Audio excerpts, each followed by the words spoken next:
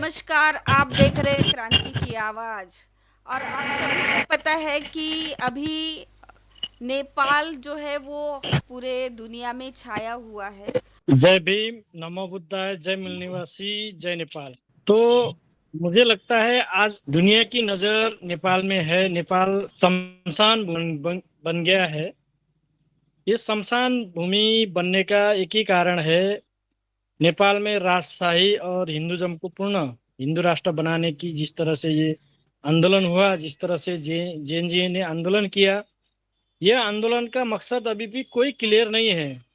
इन्होंने भ्रष्टाचारी करने वाले प्रधानमंत्री, मंत्री, सांसद सबके घर जला दिए, सबको मारे। और उसके अलावा इन्होंने नेपाल के पब्लिक को, जो विदेश में कमा कमा कर नेपाल में टैक्स देने वाले जो पब्लिक है नेपाल के, उनके प्रॉपर्टी भी जला दिए। इसका मतलब ये होता है कि नेपाल में मनुवाद और मनुस्मृति पूर्ण लागू करना चाह रहे थे ये आंदोलनकारी। ये आंदोलन कहीं कहीं एकदम गलत हुआ है।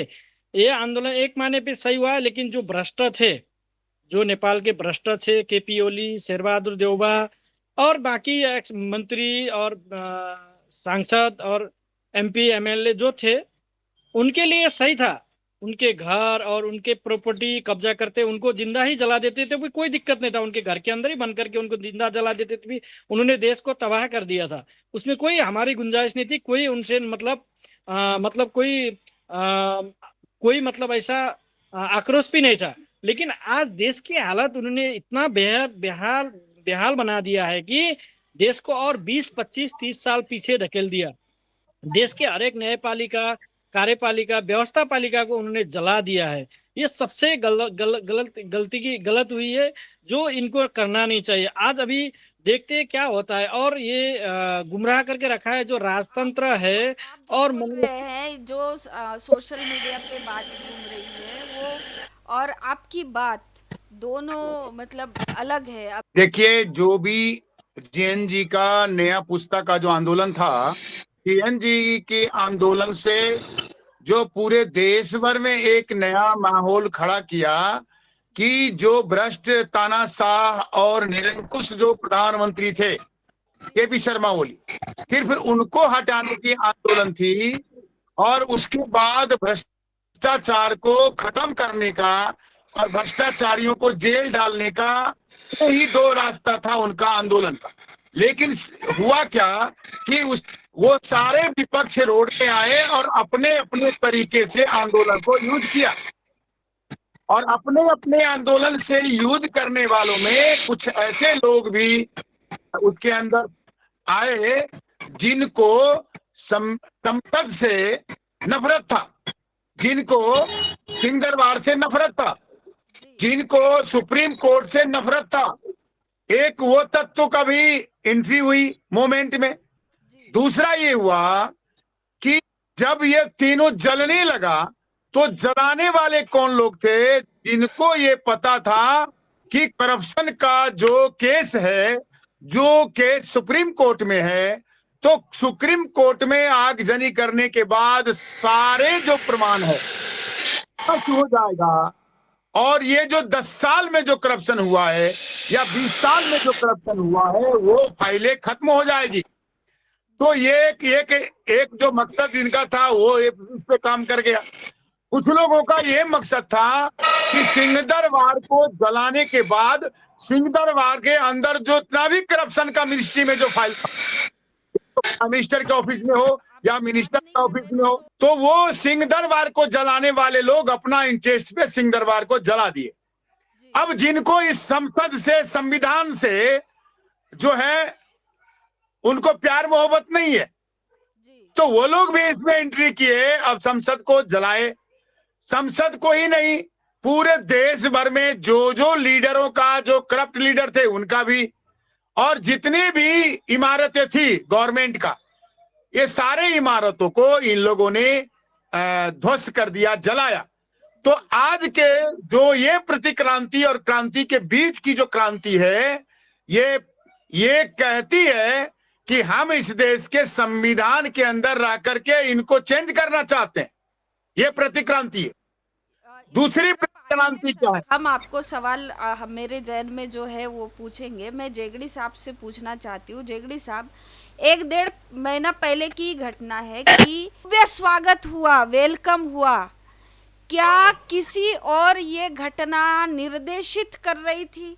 जो नेपाल के जो आप एक्टिविस्ट है, वो उन्होंने अंदाजा नहीं लगाया था? जी जी, देखिए वो राजा को वेलकम करने का जरिया भी वही जो जिसने गणतंत्र लोकतंत्र लाई है, केपी ओली, शेरवा देवबा, पुष्प कमल दाहाल प्रचंड, जितने भी ब्राह्मण जन है, जितने भी मनुवादी लोग हैं, उन्होंने ही उनको वेलकम किया है। आज जो भी घटना देश में घट रही है और जी विदेश से जो राजा आए थे, आज ना जाने कितने लोगों को ये राजतंत्र ने बर्बाद किया है। हम कल रात भर सो नहीं पाए थे, लेकिन बाद में पता चला कि कल रात को 12-1 बजे तक राजा आने वाला है।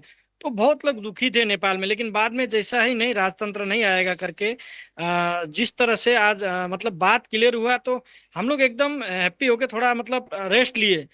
अभी देखिए जो राजतंत्र के खिलाफ और मरा हुआ राजतंत्र फिर जीवित पैदा होने की जो बात कर रहा है, ये वो राजा खुद नहीं कर रहा है। ये जो लोग ने लोकतंत्र गणतंत्र लाया था, जो लोग ने संविधान की परिकल्पना की थी, ये जो मनुवादी लोग और बाहुन लोग ने, वो बाहुन लोग ने ही मतलब इनको राजा को एंट्री, जबकि उनका अधिकार वो लोग जनसंख्या में कम है और बहुजन मूल निवासी लोग की जनसंख्या ज्यादा है। बहुजन मूल निवासी लोग हर एक कार्यपालिका, न्यायपालिका, व्यवस्था पालिका, पॉलिटिकल में अभी सक्षम है, एजुकेटेड है, हर एक ऑफिसर वो लोग बन रहे, हर एक चीज अभी व्यवस्था पालिका, कार्यपालिका, न्यायपालिका बहुजन मूल निवासी लोगों को भी फेवर में आ रहा है, हाथों में आ रहा है। तो उनकी डर ये है कि कहीं ये लोग फिर हमें बाद में ना हम गुलाम बन जाए, इनकी तरह ही गुलाम बन सकते हैं, इनकी तरह कल ये लोग राज्य सत्ता के मालिक बन जाएंगे तो हम कहीं के नहीं रह जाएंगे। उन्होंने इसी माध्यम से कहा वो राजा संविधान को की जय हो, राजशाही बहुत अच्छी है, वो बात भी वहां पे कही गई थी।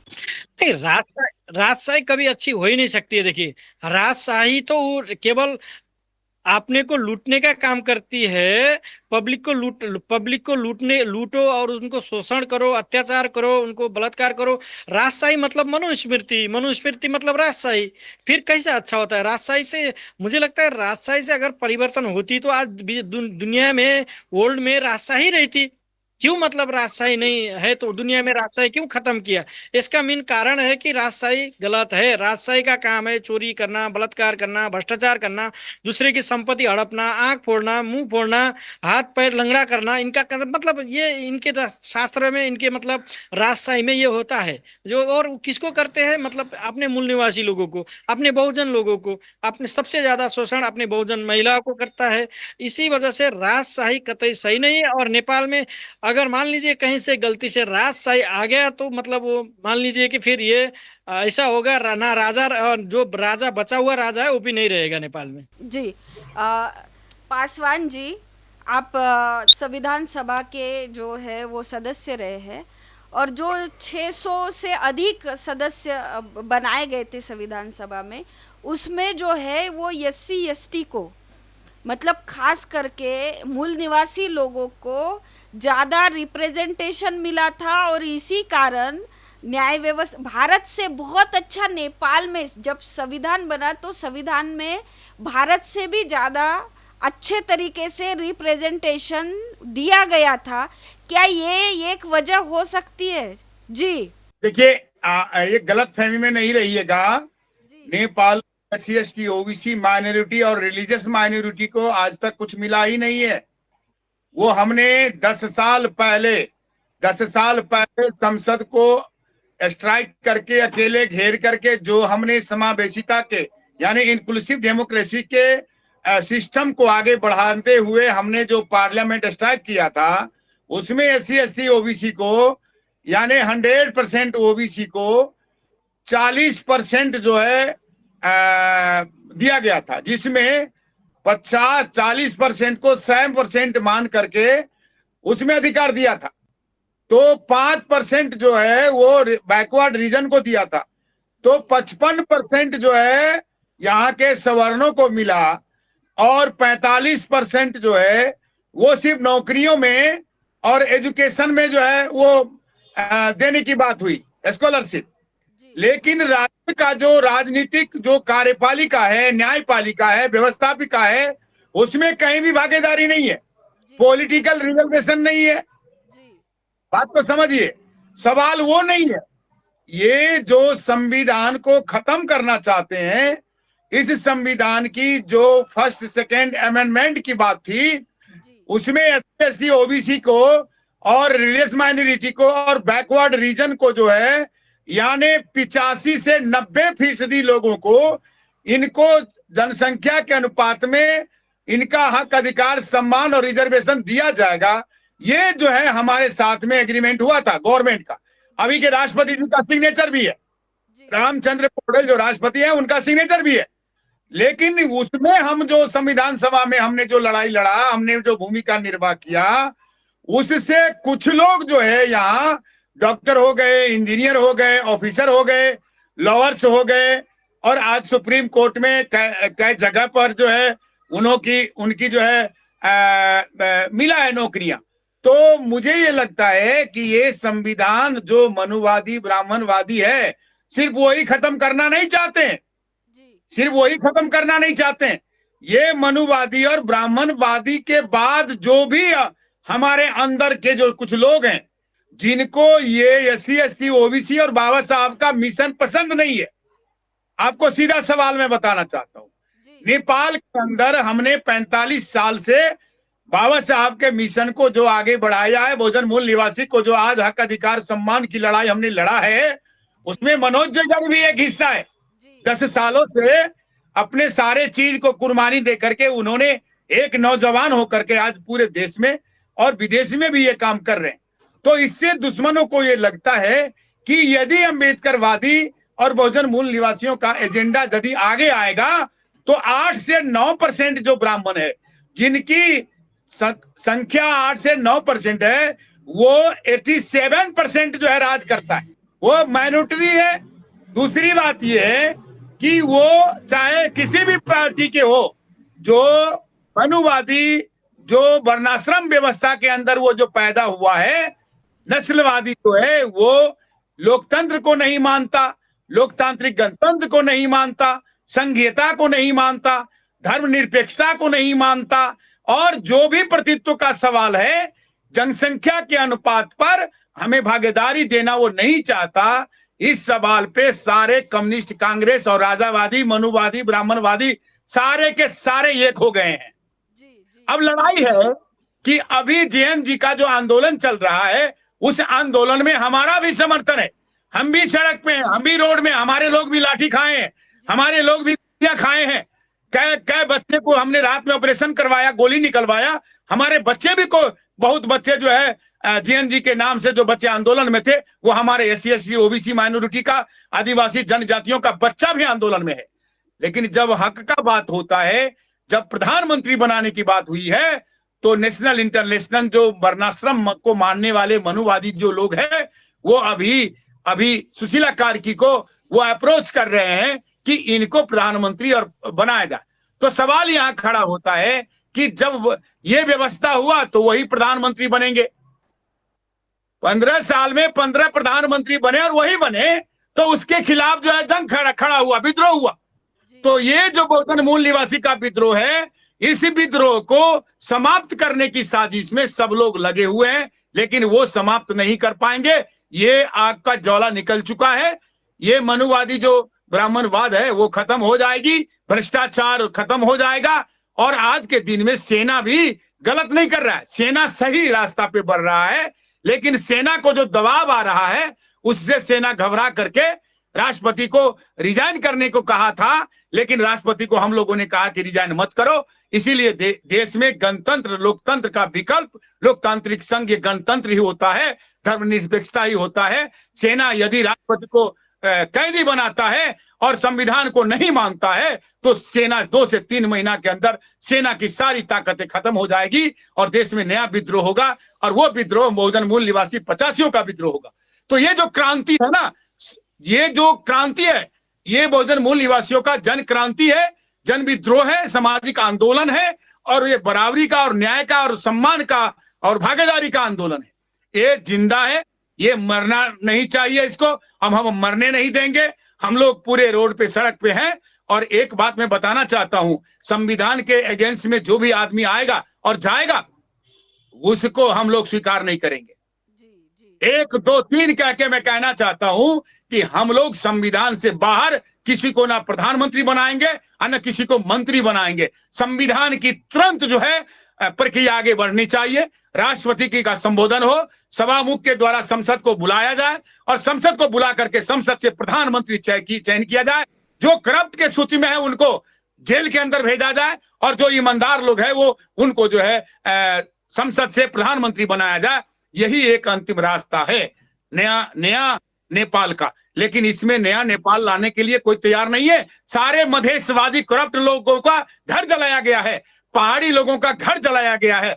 जो मधेसी के नाम से देश को लूट रहा था, जो पहाड़ी के नाम से देश को लूट रहा था, जो राजावादी के नाम से देश को लूट रहा था, जो उद्योगी व्यवसायी के नाम से वो नेपाल के बहुजन मूल निवासी और मजदूर किसानों को लूट रहा था, वैसे लोगों को संपत्ति जब्त करने की बात हो रही है, उनका संपत्ति जलाया गया है। और आपको ये पता है कि नहीं, आज करोड़ों करोड़ रुपया शेर बहादुर देउबा के घर में जलाया गया है, डॉलर भी जलाया गया है। आज ओली के घर में भी पैसा जलाया गया। जितने मंत्री थे उनके सबके घर में कहीं ना कहीं सोना चांदी और पैसा जलाया गया है।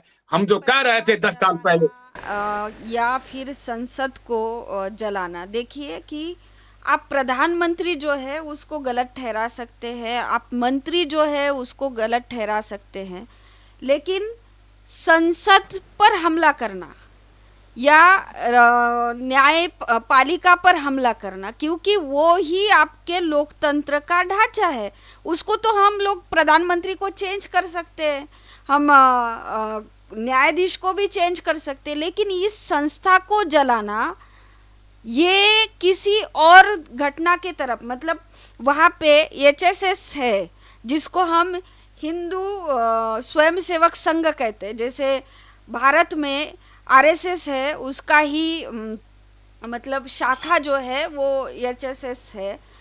और अभी जो बात निकल के आ रही है कि ये जो जितना भी आंदोलन जो शांतिपूर्ण तरीके से चल रहा था, वो आंदोलन हिंसात्मक रूप लेने की वजह एचएसएस हो सकता है, ऐसा बहुत सारे पत्रकार है, प्रोफेसर है नेपाल के, वो लोग अभी इस बयान पर आ रहे हैं।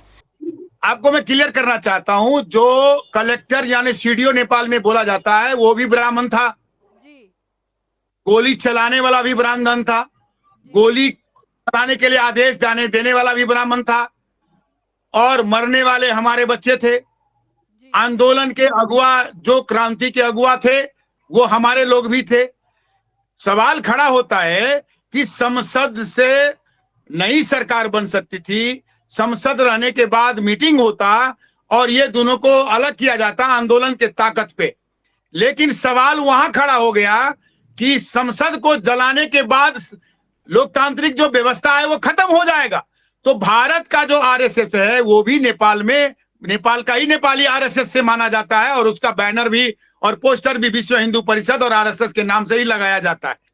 तो ये लोग काफी सक्रिय हो गए थे, लेकिन सावधानी पूर्वक जो अपने जेएनजी के जो बच्चे हैं, जो नया नेपाल चाहते हैं, जो इंक्लूसिव नेपाल चाहते हैं, जो करप्टलेस नेपाल बनाना चाहते हैं और सबको अच्छा देखना चाहते हैं, अपना जितने भी यूथ जनरेशन है, चाहे बेटा हो या बेटी, उसको अच्छा देखना चाहते हैं, वो नेपाल में ही अपना फ्यूचर बनाना चाहते हैं, वैसे बच्चों के आंदोलन में ये जो लोग, कुछ लोग का एंट्री हुआ, जिसके कारण से सुप्रीम कोर्ट और पार्लियामेंट और जो है मिनिस्ट्री और प्राइम मिनिस्टर का ऑफिस पर आग लगाया गया।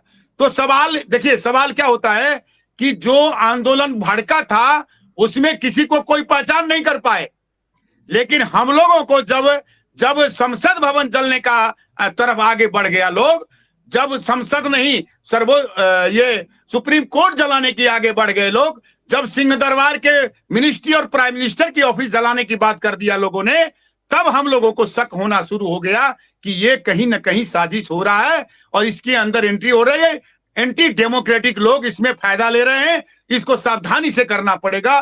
तो मैं 2-3 बजे रात तक मैं सारे जगह में लोगों को मिल करके, और जितने भी गोली लगा लोग था उनको इलाज करवा करके, ऑपरेशन करवा करके हम लोग काफी मेहनत किए। अब सवाल खड़ा होता है कि आज के दिन में सेना के द्वारा जो हिंदू राष्ट्र और राजा लाने की बात जो चल रही थी वो आज फेल हो चुका है, मैं आपको बताना चाहता हूं। और ये साजिश जो है अब नहीं चलेगा, क्योंकि साजिश इसलिए नहीं चलेगा कि हम लोग ये कहना चाह रहे हैं कि संविधान के बाहर रह करके कोई भी निर्णय राष्ट्रपति जी ना लें, पहली बात। दूसरी बात यह है कि संविधान के अंदर सेना को इज्जत है, हक है, अधिकार है, उससे बाहर सेना ना जाए। सवाल खड़ा होता है, ये पाकिस्तान और ये श्रीलंका, भूटान, मालदीव, बांग्लादेश नहीं है, ये नेपाल है। यहाँ के लोगों का चेतना स्तर, भोजन मूल निवासियों का चेतना स्तर अब 2072 से पहले, यानी 2015 से पहले जो जो सेंस में काम कर रहे थे लोग, आज वो नहीं है। सारे जो थिंक टैंक हैं, डॉक्टर है, इंजीनियर है, प्रोफेसर है, एक्टिव लीडर्स हैं, सोशल वर्कर है, और मीडिया के लोग हैं, ये सारे लोगों को ये पता है कि अब नेपाल में राजशाही और हिंदू राष्ट्र संभव नहीं है। अब कुछ लोगों ने इसमें जो भी प्रतिक्रांति के तहत अपना उल्लू सीधा करने का सोच बनाया था, वो तो इमारतें ध्वस्त हो गई, लेकिन अब देश संविधान को बचाने की ताकत हम लोगों में है। हम देश को, संविधान को बचाएंगे और नेपाल को भी बचाएंगे। ना वो आरएसएस कर पाएगा। आपको ये पता है कि नहीं, पूरे काठमांडू में आरएसएस के दो चार जो गोदी मीडिया वाले लोग आए थे, उनको खदेड़ खदेड़ के मारा। जी। लोगों को इतना गुस्सा है, भड़का हुआ है, क्योंकि मोदी सरकार जब आए तो नाकाबंदी लगा, तो उस नाकाबंदी से सबसे ज्यादा हम लोग को एससी एसटी ओबीसी माइनॉरिटी को दर्द हुआ। मौज करने वाले तो पैसा कमा रहे थे, गैस का व्यापार कर रहे थे, करोड़ों का करोड़ कमा लिया, लेकिन जिसके घर में 500 रुपया नहीं था वो 10 दिन भूखे रह गया। जिसका बेटा को 1000 रुपया के बिना उसका बेटा इलाज के बिना मर गया। जिसका बेटी स्कूल नहीं जा करके वो जो है रोड ठोकर लग के वो मर गई। क्या भूखमरी में हम लोग मरे? उस समय मोदी जी ये चाहते थे कि नेपाल का संविधान बन जाए, नेपाल के एससी एसटी ओबीसी और माइनॉरिटी के लिए नेपाल का संविधान बने। वो चाहते थे? नहीं चाहते थे। आरएसएस चाहती थी, शंकराचार्य का ये चाहना था कि नेपाल हिंदू राष्ट्र रहे। तो मैं आपको बताना चाहता हूं कि अब नेपाल में ना हिंदू राष्ट्र के नाम से कोई भी राजनीति करने वाले लोगों को फायदा नहीं होगा।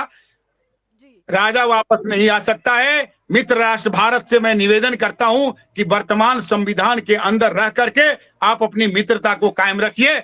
आपकी सत्ता आएगी जाएगी, लेकिन भारत अपने जगह पे विकास के रास्ते पे आगे बढ़ता चलेगा। हम नेपाल और भारत की मित्रता हमारी कायम रहनी चाहिए, लेकिन कोई आपका जो निजी मामला है उसमें हम बैठ के छलफल करें, लेकिन हमारे देश पर दखल नहीं कीजिए। हम आपका छोटा भाई भी नहीं है और आपसे बड़े भी नहीं है।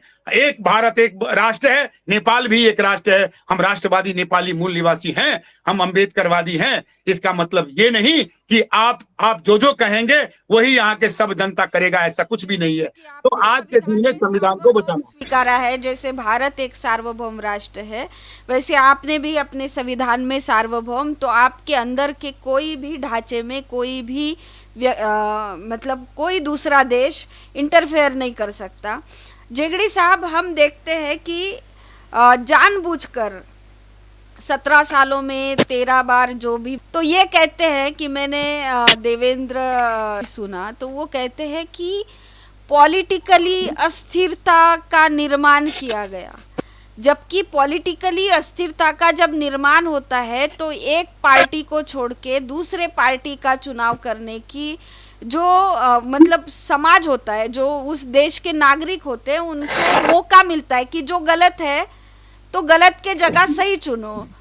तो ये मौके उससे आ सकते, हमारा ऐसा मानना है। लेकिन ये कह रहे कि पॉलिटिकल अस्थिरता, इसका मतलब वो भारत की तरह पॉलिटिकल स्थिरता क्यों लाना चाहते हैं? जो गवर्नमेंट है वो 5 साल के लिए एक ही गवर्नमेंट समाज को मौका थोड़ी देती है कि गलत जो है मतलब जो आपके इधर की नेपाल कम्युनिस्ट पार्टी थी, उन्होंने जो, अगर आप नहीं रखना चाहते हो तो लोकतंत्र कैसे रहेगा? एकदम मैडम, बहुत शानदार भी प्रश्न किया आपने। नेपाल के परिवेश में देखिए, प्रतिपक्ष है नहीं, मतलब नेपाल में लूट तंत्र है। कम्युनिज्म और कांग्रेस यही दोनों पार्टी है वहाँ, है ना। पार्टी तो तीन है, दो कम्युनिज्म के नाम पे है, एक कांग्रेस के नाम पे है। जी जी ये लोग प्रतिपक्ष कौन है, सरकार में कौन है, किसी को पता ही नहीं चलता है। ये जो प्रतिपक्ष वाले, इनका जो है मिल बांट के खाना है, मिल बांट के बहुजन मूल निवासी नेपाल को लूटना है। वो लोग नेपाल के लिए, नेपाल को लूटने के लिए आए थे, उनका काम हो गया, उनका लूट के बहुत मतलब उनका घड़ा भर गया था। जी और उन्होंने बहुत सारे लूट के नेपाली जनता का शर्म शोषण करके, नेपाली जनता का टैक्स शोषण करके आज वो लोग सबसे ज्यादा अमीर बन गए थे। इतना अमीर बन गए थे कि वो देश को खरीदने की तक भी उनके पास पैसा है। बहुत बड़े बड़े बड़े कंपनी उनके थे, बहुत बड़े बड़े होटल उनके थे, बहुत बड़े बड़े हॉस्पिटल उनके थे, बहुत बड़े बड़े मेडिकल कॉलेज उनके थे, XYZ, बहुत बड़े बड़े कंपनी XYZ। तो देखिए आज अगर प्रतिपक्ष होता तो वहां की प्रतिपक्ष एक ही है, वहां का प्रतिपक्ष जनजाति है, वहां का प्रतिपक्ष मुस्लिम है, वहां का प्रतिपक्ष वहां के संविधान से दलित है, वहां के संविधान में दलित शब्द संबोधन किया जाता है। वहां का प्रतिपक्ष ये लोग है। ये लोग कभी राज्य सत्ता में अपना पार्टी बनाकर नहीं गए हैं। ये उनकी दलाली में, मंत्री के चक्कर में, जैसा कि मान लीजिए वो सरकार बनाते हैं, अपने सरकार की बात भी कही थी, कोई 13 दिन के लिए मंत्री बन जाता है, कोई 2 महीने के लिए मंत्री बन जाता है, कोई 3 महीने के लिए मंत्री बन जाता है। लेकिन मंत्री भी इस तरह से बनते हो, अपना प्रॉपर्टी बेच के आपने जो पार्टी में मिनिस्टर बनाने वाला कोई भी मतलब जिला का चेयरमैन रहेगा या केंद्रीय में पार्टी का केंद्रीय सेंट्रल मेंबर रहेगा, उनको बस 2-3 करोड़ रुपए देके मंत्री बन जाते हैं। वो 2-3 करोड़ मतलब 2-3 करोड़ देके फिर उन घर विहीन हो जाते। वहां की मंत्री की हालत इस तरह से है कि सुबह शाम की चाय पीने की हालत नहीं है उनकी। इस तरह का वहां का मंत्री, हमारी कम्युनिटी का, मतलब बाकी कम्युनिटी का नहीं, हमारी कम्युनिटी को हर एक जगह से नए नए टेक्नोलॉजी से शोषण करते हैं। इसीलिए वहां प्रतिपक्ष है नहीं को। आज जिस तरह से ये व्यवस्था की खत्म करने के लिए लगे थे, हम आज में इस शुक्रगुजार है कि ये व्यवस्था बच गया। मैंने कल आह्वान किया था विश्व के मेरे मूल निवासियों, बहुजनों, और हमारे देश खतरे में है, हमारे देश का लोकतंत्र गणतंत्र खत्म किया जा रहा है। अल्पसंख्यक लोग लूटने के लिए आया था, उनका काम हो गया, उन्होंने लूटा देश को। 70-80 साल, 200-300 साल से वो लोग लूटते आ रहे हैं। देखिए आज जो जिस तरह से ये आंदोलन हुआ है, ये आंदोलन के नाम पे इनको पूरा मतलब ये जो भ्रष्टाचारी का फाइल, हर एक अपराधी क्रियाकलाप का फाइल को इनको जलाना था, वो जलाने के सक्सेस हो गए ये। इसी वजह से इनको लगा कि अभी कुछ बचा कुचा तो है कि नहीं, इसी माध्यम से उन्होंने बचा कुचा है तो फिर इसको आंदोलन को कंटिन्यू किया जाए, अगर बचा नहीं है तो फिर वार्ता में जेनी जी को, युवा को वार्ता में बुलाया जाए। और इसमें सबसे बड़ा रोल है भारत के मोदी का, नरेंद्र मोदी जी का, प्रधानमंत्री नरेंद्र मोदी जी का रोल है। नेपाल का जो भी आंदोलन होता है, जो भी क्रांति होता है, जो भारत में नेपाल में डिस्टर्ब होता है, वो नरेंद्र मोदी जी का रोल है। दूसरा रोल है मोहन भागवत RSS जी का। मोहन भागवत RSS जी, आपने यहाँ के लोगों को सबसे पहला सक्षम करिए, यहाँ के लोगों को सबल बनाइए, और आप नेपाल की तरफ आंख मत गाड़िए। देखिए हो सकता है कल आप मतलब आप भी, बांस भी नहीं रहेगा, बांसुरी भी नहीं बजेगी। मैं निवेदन करता हूँ कि वहाँ के लोग कमजोर नहीं है, और विश्व के हम, नेपाल और भारत का संबंध रोटी बेटी का है, रोटी बेटी का ही रहेगा। हमारे जीन एक है, हमारे DNA एक है, हम लोग एक है, लेकिन और हमारी संस्कृति एक है, सब कुछ एक है। तो हम लोग को अलग करने का काम मोदी जी और मोहन भागवत जी मत करिए। क्योंकि देखिए आज बॉर्डर पे भी सबसे ज्यादा दिक्कत है, सबसे ज्यादा नेपाली को दिक्कत दिया जाता है। नेपाल और भारत के जो सीमाना है, सीमाना पे भी आते जाते समय में बहुत दिक्कत दिया जाता है। मैं निवेदन करता हूं कि जो भी सरकार में है, मोदी जी को निवेदन करता हूं, इसको सही, और नेपाल और भारत का रोटी बेटी का संबंध को सही बनाइए। नहीं तो देखिए बाद में नेपाल और भारत के बहुजन मूल निवासी का संबंध आप खराब कर रहे हैं, आप लोगों का समाज नहीं खराब कर रहे है ना, अल्पसंख्यक का संबंध आप खराब नहीं कर रहे, संबंध खराब कर रहे बहुजन मूल निवासी का। लेकिन मैं बहुजन मूल निवासी ये अपील करता हूँ कि हमारा संबंध रोटी बेटी का था, रोटी बेटी का कंटिन्यू रहेगा, जी है ना। जी जो और इस दौरान की नेपाल में प्रतिपक्ष कोई नहीं है, अभी हम प्रतिपक्ष बन के हम खड़े हैं वहाँ, हम एक्टिविस्ट है, और उनको हर एक काउंटर देते रहते हैं। आंदोलन चलाया, ऐसा मैंने जितना रिसर्च किया अभी पता चला कि बात ये हो रही थी, जो जैन जी का आंदोलन दिख रहा है वो तो ऐसा है कि 26 जो सोशल मीडिया प्लेटफॉर्म थे उसको बैन करने के बाद वो ज़्यादा उग्र हो गया, बड़े पैमाने पर जैसे कर रहे। यहाँ पे मुद्दा कि दलित का रिप्रेजेंटेशन बढ़े। तो ये सारा माहौल तैयार हो रहा था और बीच में ही जानबूझकर में भी इस चीज उतना नेपाल का मीडिया वो इस तो ये जो लोग हैं या दलित लोग हैं वहाँ के नेपाल के जिनको हम हैं तो मूल निवासी के आंदोलन को हाईजैक करके उन्हीं उपयोग करके वो अपनी व्यवस्था यहाँ पे भारत ज्यादा है 12% है तो सशक्त रूप से उन्होंने हाईजैक करने की कोशिश की थी। देखिए सवाल आपने अच्छा किया है जी।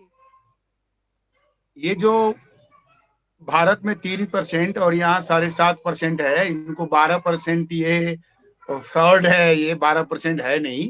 अच्छा। और दूसरी बात ये है कि इनकी फ्रॉडगिरी से हम लोग बड़ा सावधान हैं। दूसरी बात ये है कि ये जो SC ST OBC को जो हक देने की बात चल रही थी और यहाँ पे अभी थोड़ा दिन पहले दलित यानी SC जो है गोलमेज सम्मेलन राउंड टेबल कॉन्फ्रेंस हुई थी जिसमें 2 एजेंडा पास हुआ। 4-5 दिन पहले इंटर रिलीजियस जो है राउंड टेबल कॉन्फ्रेंस हुआ, वो भी चल रहा है। अब यहाँ तीसरा जो है दलित SC और OBC और ST का जो है राउंड टेबल कॉन्फ्रेंस होने जा रहा है। तो ये भी बहुजन मूल निवासी के अंदर का एक ताकत की बात आएगी, एजेंडा तय हो जाएगा। उधर माइनॉरिटी और रिलीजियस माइनॉरिटी का भी बात चल रही है। तो ये सारे को बात को देखते हुए नेपाल की जो बहुजन मूल निवासी है, जो 85 से 90% लोग हैं, उन 90% की जनसंख्या के अनुपात में राज्य के सभी अंगतः निकाय संरचना, सरकारी अर्ध सरकारी जमीन जंगल जागीर और बैंक में, शिक्षा और रोजगारों में, स्वास्थ्य में इनकी हिस्सेदारी और सम्मान पूर्वक प्रतिनिधित्व का जो व्यवस्था हो, इसके लिए पूरे देश में आंदोलन का एक नया क्रांति, OBC जन आंदोलन, SC आंदोलन, OBC पिछड़े दलित जन आंदोलन, उसके बाद में आदिवासी जनजाति और मुस्लिमों का आंदोलन, धार्मिक अल्पसंख्यक का आंदोलन, महिलाओं का जन क्रांति जन आंदोलन, ये जो है ये मूल निवासियों के अंदर ये सारे विंग्स जो है काम कर रहे हैं। मंगोल वाले मूल निवासी, तराई वाले मूल निवासी, OBC मूल निवासी, तो ये सारे जो काम कर रहा है ना, तो ये जो शासकवादी जो ब्राह्मणवादी मानसिकता के लोग हैं, इनको लगता है कि ये संविधान जिंदा रहेगा तो ना हम राज कर पाएंगे, ना हमने जो संपत्ति कमाया है, करप्शन का जो मनी इन्होंने लाभ लिया है यानी बेनिफिट लिया है करप्शन का, ये भी खत्म हो जाएगा। तो ये चाहता था, KP ओली चाहता था कि बहुजन मूल निवासी को सत्ता देने के सिवाय राजा को सत्ता दे देंगे तो फिर 10 साल के बाद फिर ब्राह्मण की राजनीति और राज्य व्यवस्था कायम हो जाएगा। लेकिन सवाल में खड़ा हो गया कि KP ओली को ध्वस्त करके, शेर बहादुर को ध्वस्त करके अब तो खेल यहाँ आ गया कि अब ब्राह्मण बाद संकट में। खेल जो उन्होंने, आप जैसे बोल रहे हैं कि वो जो खेल था वो था कि मतलब राजशाही को लाने का, लेकिन वो खेल पलट गया, उनको भी जाना पड़ा, इस्तीफा भी हो गया उनका। ये बड़ी अचंभित बात हुई कि करना कुछ चाहते थे, हो गया कुछ। जी देखिए सवाल ये खड़ा होता है कि ये 21वीं सदी के बहुजन मूल निवासी है और ये सारे बाबा साहब के ब्लड हैं। मान्यवर कांसी राम साहब के प्रेरणा से नेपाल में ये बाबा साहब का मिशन और कारवा आगे बढ़ा। वाम सेव का एक बहुत बड़ा जो है इसमें भूमिका है। सवाल ये खड़ा होता है कि चाहे वो KP हो, चाहे शेर बहादुर हो, चाहे ज्ञानेंद्र हो, ये सारे ब्राह्मणिस्ट लोग एक हैं। मनुवादी वर्णाश्रमवादी जो विदेशी जो ये जो यहूदी और आर्य है, ये विदेशी जो मनुवादी है, ये विदेशी है, ये देश के लोगों को पता चल चुका है। तो कुछ लोग तो अपने बच्चे को भेज दिया विदेश, कुछ पैसा विदेश भेज दिए। आप कुछ ले जाना चाहते थे, उसमें रुकावट आई और उसमें जो SC ST OBC के साथ जो जनरल कैटेगरी के जो बच्चे हैं, उन बच्चों को भी ये फील हुआ कि अब जो है ये लीडर नहीं है, ये जो है करप्ट लोग हैं, नेपाल को लूट रहे हैं, हम ब्राह्मण को भी ब्राह्मण लूट रहा है, तो ब्राह्मण मूल निवासियों के साथ जुड़ करके एक नई क्रांति जन आंदोलन की तैयारी कर रहे हैं और उसी क्रांति का परिणाम है ये। तो आज मैं ये कहना चाहता हूं कि जो भी संविधान में लिखी गई बातें हैं उसमें कुछ ऐसा बातें हैं जिसका अर्थ जो है दोहरा तेरा चौथे लगता है। इंग्लिश में एक सेंस है, नेपाली में एक सेंस है, और भी भाषा में दो अलग अलग उसका अर्थ लग जाता है। तो नेपाल को जो संविधान अभी का जो व्यवस्था है इसमें बदलाव की जरूरी है, इसमें जो है संशोधन की जरूरी है, और इसमें कई जो धारा उपधाराएं हैं उनको संशोधन करने की जरूरी है। तो हम लोग ने इस बात को उठा रहा है, हम लोग उठा रहे हैं पूरे देश के अंदर, लेकिन इसी संशोधन के बहाने आरएसएस और मोहन भागवत जी और शंकराचार्य जी और कुछ लोग जो लीडर है भारत के, और वो लोग चाहते हैं कि इसी में अपना उल्लू सीधा कर लें। तो इतना आसान नहीं है, वो यूपी और बिहार, झारखंड और महाराष्ट्र नहीं है, वो दिल्ली नहीं है, वो नेपाल है। इनको संज्ञान लेना चाहिए कि ये नेपाल है, और नेपाल में जो एक भीख मांग करके भी जीने वाला आदमी होगा उसका चेतना स्तर भारत के उद्योगपति से कई गुना ज्यादा है। चेतना स्तर यानी उसका ब्रेन का जो लेवल है ना, वो मूर्ति पूजा में लीन रहता है। नेपाल के भीख मांगने वाले लोग मूर्ति पूजा नहीं करते। देख लीजिए सवाल यहाँ खड़ा होता है, वो जीने के लिए वो अपांग है, असहाय है। भारत में मतलब जब भारत के संविधान के तहत अभी तक इस तरीके से ऐसा नहीं हुआ कि संसद में जिन्होंने हमला करने की कोशिश की उनको मतलब भारत के जो आईबी है या जो सिस्टम है, तो भारत के लोगों ने बहुत बचा के काम किया है। आप जो कह रहे हैं कि भारत का जो आदमी है उनके सोचने की जो क्षमता है, हाँ कम ज़्यादा सभी की हो सकती है, इस बात को हम एग्री करते हैं, लेकिन भारत का भी जो SC/ST मूल भारतीय है, जैसे नेपाल का भी मूल भारतीय जिसका डीएनए और भारत के लोगों का डीएनए एक ही है, जिसका नाम 270 साल पर, सुनिए 270 साल पहले कोई नेपाल नहीं था, ये बात आप समझ। जी। तो सवाल वहां नहीं खड़ा है, सवाल यहाँ खड़ा है कि बाबा साहब के भारत में बाबा साहब के सपना को पूरा होने नहीं दिया। बाबा साहब के सपना को पूरा करने वाले नेपाल के बहुजन मूल निवासी और यहाँ के आदिवासी और महिला और बच्चे लोग तैयार हो चुके। तो इसमें मैं बताना चाहता हूँ आपको बताना चाहता हूँ, बुद्ध की पैदाइशी नेपाल में हुई, उस समय तो नेपाल नहीं था, आज हम नेपाल मान लीजिए। तो श्रीलंका बौद्ध राष्ट्र हो गए, थाईलैंड बौद्ध राष्ट्र हो गए, म्यांमार हो गए, मलेशिया हो गए, जापान हो गए, चाइना हो गया। लेकिन नेपाल के अंदर जो पृथ्वी नारायण शाह नाम के जो आदमी को भेजा गया शंकराचार्य के द्वारा, आरएसएस के द्वारा, जो अभी हम उसको आरएसएस मानते हैं, तो वही शंकराचार्य के द्वारा मूल निवासियों की जो राजा महाराजा थे 22 से 24 से राजू की, उनको हत्या हिंसा करके मार के भगा दिया, खदेड़ दिया। और ये सारे अंधविश्वासी लोग यहाँ कब्जा कर लिए। परसों बोल रहे थे शंकराचार्य जी कि पशुपति नाथ हमारा वो है। अरे भैया, पशुपति नाथ आपका नाथ नहीं है, वो बौद्ध विहार है, चारुमती का बौद्ध विहार है। वहां पे 13,000 बौद्ध भिक्षुओं को मारा गया और ये शंकराचार्य करवाए, और भट्टाचार्य नाम के लोगों को, ब्राह्मण को ला करके वहां रख दिया। अब तो नेपाल में ये क्रांति शुरू हो चुकी है। बोध गया का आंदोलन तो आपने देखा ही, दुनिया में बोध गया का आंदोलन हुआ। बीजेपी यदि इस बार सत्ता से हट जाती है तो उनको पता चलेगा, बाबा साहब ने कांग्रेस, गांधी को और नेहरू को ये कहे थे कि यदि आपने SC/ST OBC को बात को सुन करके संविधान में हक देने का काम नहीं करेंगे और SC/ST OBC को आप पेसमैन बना के, गुलाम बना के रखना चाहेंगे, तो वल्लभ भाई पटेल तो गुलाम बन सकते हैं, लेकिन जो बाकी पटेल है वो इंसान बन के जीना चाहेगा। तो 50 साल के बाद कांग्रेस को ये दिन याद करना पड़ेगा। आज वो तो हो गया। तो नेपाल की जो अवस्था है 15-20 साल पहले जो हम लोग लड़ाई लड़ रहे थे, वो व्यवस्था आज आ गई है। वो व्यवस्था आज आ गई है कि हमारे पूर्वजों को मार मार के, आपको मैं बताना चाहता हूं, इतना आक्रोश भरा हुआ है। हमने पार्लियामेंट को रोकने का कोशिश किया, लेकिन हम पार्लियामेंट को रोकने का कोशिश इसलिए हम नाकाम हो गए कि सीडीओ ने गोली ठोकने का आदेश दे दिया, गोली चला करके मारो कह दिया, और सेना को जो है बचाने का जो अधिकार होना चाहिए वो अधिकार राष्ट्रपति के पास रह गया। हम लोग सेना को कहे कि बचाओ, तो सेना कैसे बचाएगा? सेना तो हमारी बात तो नहीं मानेगी ना, जनता का बात तो नहीं मानेगा।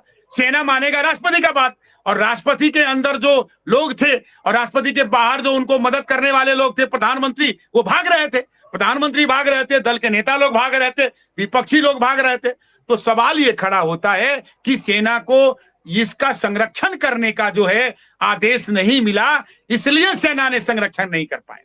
नहीं तो सेना संरक्षण करता, सुप्रीम कोर्ट का संरक्षण सेना करता। जहां पे सेना की पूरे डफला है 2000 का, जहां पे सिंह दरबार में 2000 सेना है, वहां पे जलाया गया, मान लीजिए। तो सेना अनुशासित सेना है नेपाल का। राष्ट्रपति का पहले राजा का आदेश मानता था, अभी संविधान के अंदर राष्ट्रपति महोदय उसका परमाधिपति है, तो उनका आदेश मान के काम कर रहा है। तो सेना का इसमें कहीं भी दोष नहीं है, सेना की गलती नहीं है। लेकिन सवाल यह है कि सेना रहते हुए हमारा संसद जलाया गया, सेना रहते हुए सिंह दरबार जलाए गए। हमारे लोकतंत्र का जो हट होता है वो है पार्लियामेंट और सुप्रीम कोर्ट। डेमोक्रेसी का जो हट होता है ना, वो हट है पार्लियामेंट और सुप्रीम कोर्ट। लेकिन दोनों को जलाया गया, सेना देखते रह गया, हम लोग भी देखते रह गए। तो सवाल ये खड़ा होता है कि नेपाल को सुंदर नेपाल बनाना है तो सबको हक दो, अधिकार दो, सम्मान दो। और जो करप्टेड लोग हैं, जो करप्शन करने वाले लोग हैं, जो करप्टेड पार्टियां हैं, उनको बैंड कर दो। 2 साल, 5 साल, 10 साल के लिए बैंड। मतलब जैसे देखते नेपाल में, नेपाल कम्युनिस्ट पार्टी है जो एक माओवादी है, एक लेनिनवादी है, दूसरा कांग्रेस है। फिर जो SC/ST मूल निवासी है वो जब तक के पॉलिटिकली शिरकत नहीं करेगा या पॉलिटिकली कम से कम पहले, जैसे आप बाबा साहब की फोटो पीछे लगाए हैं, बाबा साहब कहते हैं कि मजबूत विपक्ष चाहिए। तो इसको रोकने के लिए आपको एक मजबूत विपक्ष की जरूरत है, ऐसा नहीं लगता है? देखिए, मजबूत विपक्ष का हमने जब कुछ OBC के लोग जब पार्टी बनाए तो उनको हमने बाबा साहब के सारे बात को उनको जानकारी कराया।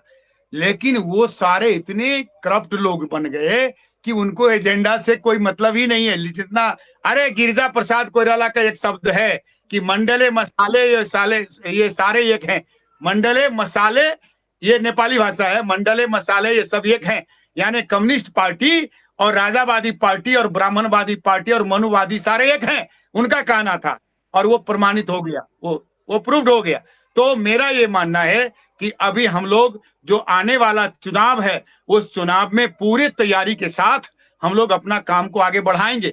लेकिन अभी का जो सवाल खड़ा हो गया है कि संविधान को खत्म करो, समावेशिता को खत्म करो, संघीयता को खत्म करो, लोकतंत्र को खत्म करो, तो इसको लोकतंत्र को बचाने के लिए हमने दुनिया के लोकतांत्रिक देशों से ये कहा है कि हम लोकतंत्र चाहते हैं। कुछ लोग जो है लोकतंत्र को खत्म करना चाहता है, हम लोग अपनी कुर्बानी देने के लिए तैयार हैं लोकतंत्र को बचाने के लिए और लोकतांत्रिक और प्रक्रिया को जीवित रखने के लिए। फिर पार्लियामेंट जलाया गया, फिर जो है सुप्रीम कोर्ट जलाया गया, और फिर सिंह दरबार मिनिस्ट्री और प्राइम मिनिस्टर का ऑफिस जलाया गया।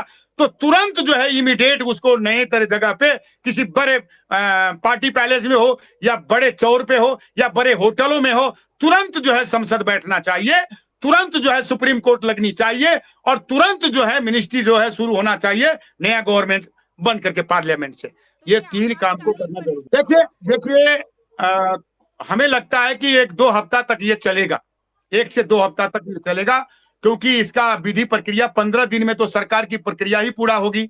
15 दिन में राष्ट्रपति दे देंगे, मंत्रिपरिषद बनेगा, संसद बैठेगी, उसको अनुमोदन कर देगा। तो ये सारे प्रक्रिया है संविधान के अंदर से। तो ये सारे काम करते बनेंगे। अभी जो प्रधानमंत्री बनेंगे वो मतलब निर्वाचित होंगे या फिर उनको नॉमिनेट किया जाएगा? देखिए, इलेक्टेड प्राइम मिनिस्टर जो है पार्लियामेंट से होगा, लेकिन ये नॉमिनेट जो प्राइम मिनिस्टर की बात चल रही है, ये नॉमिनेट जो है करने का राष्ट्रपति का तो है। पॉलिटिकल जो एस्टैब्लिशी के लिए जो बात चल रही है, पॉलिटिकल एस्टैब्लिश होना चाहिए, तो पॉलिटिकल एस्टैब्लिश के लिए हम लोग सोच रहे हैं। लेकिन सवाल वो नहीं है, सवाल ये है कि संविधान को खत्म करके यदि नॉमिनेट किया जाएगा तो ये कदापि मंजूर नहीं है। इसीलिए संसद बुलाया जाए और जिस आदमी का नाम है उसको संसद सदस्य बनाया जाए, और उनको 6-6 महीना में उनके मंत्रिमंडल में सदस्य देने के लिए वो डिसीजन करे, और जो जेएनजी का लोग है वो प्रधानमंत्री भी बनाए, वो मंत्रिपरिषद भी बनाए, और चुनाव के लिए, इलेक्शन के लिए वो डिक्लेयर कर दे, और इलेक्शन में हम जाएं। इलेक्शन जब हो जाएगा पार्लियामेंट का, तब तो जेएनजी और हम लोग सारे लोग मिल करके पार्लियामेंट को बना देंगे, जनता बना देगा, तो संविधान जीवित रह जाएगा। दूसरी बात यह है कि संविधान की संशोधन की जो बात हो रही है, उसके लिए 2/3 चाहिए। 2/3 लाने के लिए जो पार्टी सब अभी जेएनजी का जो नया पुस्ता है वो पार्टी बना सकता है, पार्टी बना करके आएगा, नहीं तो इंडिपेंडेंट जो है वो इलेक्शन लड़ सकता है। तो ये सारे बातें हैं, वो जेएनजी के सवाल पे होगा, वो जेएनजी को जो अच्छा करना होगा करेगा। लेकिन हम लोग ये चाहते हैं कि संविधान को बचाएं, संविधान के तहत ही चले, और जो भी कांग्रेस, कम्युनिस्ट, मधेशवादी, पारवादी, राजावादी, जो भी भ्रष्ट और करप्ट लोग हैं, उनको कड़ी से कड़ी सजा की व्यवस्था हो, और नौजवानों को इस देश चलाने का निजाम, जो कर्मचारी तंत्र है ये सारे करप्ट हैं। कर्मचारी तंत्र 2-4-10 लोग होंगे ऐसे जो ईमानदार होंगे, लेकिन कर्मचारी तंत्र जो है वो ज्यादा करप्टेड है।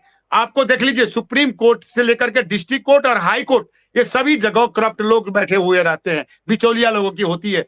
बैंकर्स जो है, बैंक वाले जो मालिक लोग हैं, वो लोगों को चूस करके, खून चूस करके, ब्याज लेकर के, है ना, ब्याज लेकर के चूस करके वो अपना प्रॉपर्टी बना लेते हैं, दिखाते हैं कि मैं 2 अरब फायदा में हूँ। ऐसा कहते हैं जी सर, ऐसा कहते हैं जैसे प्रजा होती है, मतलब जैसे लोग होते हैं, उसको नेता जो है वैसे ही मिलता है। तो देखिए, वो सवाल, आपका सवाल सही है, आपका सवाल सही है। 15 साल पहले राजा को लोग देवता, भगवान मानते थे, विष्णु अवतार मानते थे। 20 साल लोग विष्णु अवतार के मानते थे, पूजा करते थे। अरे राम का पूजा नहीं होता था ज्यादा, जितना राजा का विष्णु अवतार के नाम से पूजा होता था। लेकिन उनको भी जनता ने खदेड़ खदेड़ के निकाल दिया।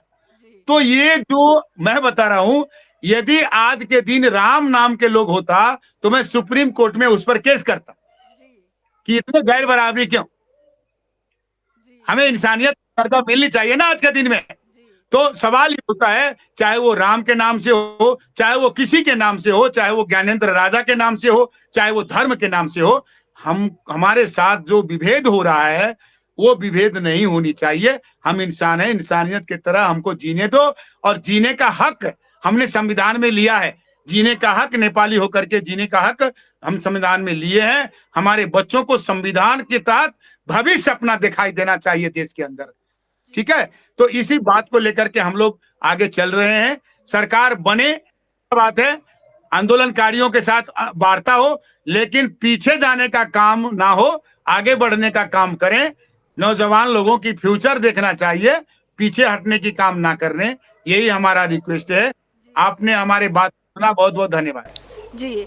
ये थे पूर्व कैबिनेट मंत्री और संविधान सभा के सदस्य, जिन्होंने ये कहा कि कोशिश तो आंदोलन को हाईजैक करने की गई, उस आंदोलन के माध्यम से संविधान को ख़त्म करने की जो साजिश थी वो रची गई, पर उस साजिश में जो आरएसएस है, चाहे वो एचएसएस है, वो कामयाब नहीं हो सका, क्योंकि जो जेएनजी है या फिर आपके जैसे जो मूवमेंट है, उन्होंने इस मतलब षड्यंत्र को भाप लिया, और अभी ये चाहते हैं कि मतलब नेपाल में जो है वो स्थिरता रहे, और संविधान से ही वो देश चले, क्योंकि सभी लोगों के, नागरिकों के जो हक और अधिकार होते हैं वो संविधान में ही सुरक्षित होते हैं, किसी राजाशाही में सुरक्षित नहीं रह सकते। और भारत या नेपाल जो है वो संघीय या गणतंत्र व्यवस्था का पहले से वाहक रहा है, उसकी विरासत वैसे ही रही है, लोकतंत्र की ही विरासत रही है। बस कुछ मध्य का जो काल रहा है, जो हमसे वो विरासत छूटी, लोकतंत्र छूटा, लेकिन हम दोबारा से ठीक तरीके से और भी स्थापित कर सकते हैं। आपने यहाँ आकर बहुत अच्छी जानकारी दी और हमें बताया कि ये संविधान पे भी हमला था, लेकिन आप लोगों ने उसको बीच में रोककर अपने देश को बचाने का जो काम किया है, और आपने जो बातें हम लोगों को बताई, इसके लिए आप दोनों लोगों का, जैसे पासवान जी है और जेगड़ी जी है, आप दोनों लोगों का बहुत बहुत धन्यवाद, शुक्रिया। जय मूल निवासी, जय भीम।